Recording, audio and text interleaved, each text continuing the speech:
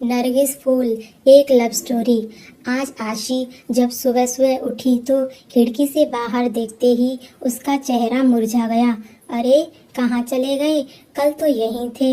इतने महीनों से रोज सुबह दोनों को देखना उसकी आदत सा बन चुका था, और आज जब दोनों अपनी जगह पर नहीं थे तो आशी को कुछ खाली खाली सा लग रहा था।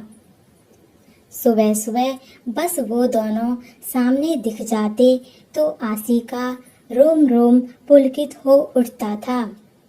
मन एक अद्भुत खुशी महसूस करने लगता, और सबसे खास बात, इन सब का सकारात्मक प्रभाव पड़ता उसके मन मस्तिष्क पर, और कलम खुद ब खुद कोई गीत लिखने लगती। पता नहीं क्या जादू था उन नरगिस फूलों में, बस देखते ही मन मचल उठता। शायद असीम का असीम प्यार भरा था उनमें। आखिर उसी ने तो आशी के जन्मदिन पर यह गमला उसे उपहार में दिया था, और फिर दोनों ने मिलकर उसमें नरगिसी फूलों का यह पौधा लगाया था। देखो न आशी, तुम्हारे लिए एक काम सौंप कर जा रहा हूँ। कल ही मुझे कंपनी के एक प्रोजेक्ट के लिए दुबई निकलना पड़ रहा है। बस 6 महीने की तो बात है। फिर आते ही झट मंगनी और पट ब्याह। बस तब तक मेरी यादों को इस पौधे में संजोती रहना। असीम को आशी को बातों में उलझाना बड़े अच्छे से आता था। असीम बेशक चला गया था, लेकिन आशी हर रोज बड़े अरमानों से उस पौधे को सींचती रही।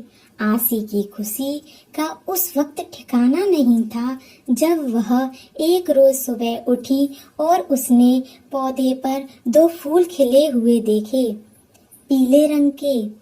दोनों फूल बिल्कुल एक दूसरे से जुड़े हुए थे, आशी और असीम की तरह। आशी रोज उन फूलों को निहारती रहती और असीम को याद करती। आशी की रोज असीम से फोन पर बात होती थी। भला 2 साल से चल रहा प्रेम दूरियों से कैसे कम हो सकता था? इसी प्रेम की शक्ति ने तो उसे क्या से क्या बना दिया था। कभी किसी को चिट्ठी पत्री में 2 अक्षर न लिखने वाली आशी आज अनवरत चलने लगी थी। अपने जज्बातों की स्याही में भिगोकर क्या क्या न लिख डाला था उसने। तेरे एहसास में खुद को ऐसे फना कर दिया हमने, जिंदगी बाकी न बची न तेरे साथ और न तेरे बाद। पता नहीं कैसे एहसास थे जो दिल से निकलकर पन्नों पर बिखरते रहते। जब भी मन होता आशी उन नरगिस के फूलों को निहारते हुए खिड़की के पास कागज कलम लेकर बैठ जाती।